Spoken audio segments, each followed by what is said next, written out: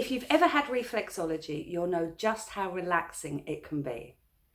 I'm Holly. I've been a clinical reflexologist for nearly 30 years now, and most of my clients are within the disability and aged care sectors.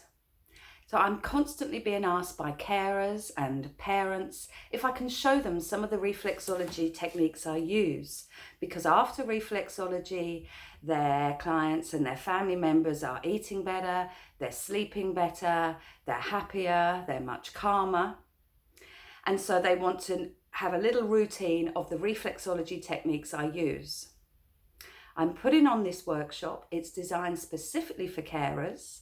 It's called Creating Calm, and I'm going to show you a selection of techniques that I use so you can perform reflexology on those you care for and help them feel, as I said, happier, calmer, quieter and more connected. If this sounds interesting to you, you want to find out more, then please get in touch and please share with anyone you know who actually cares for someone else and wants to help their lives feel a little bit better.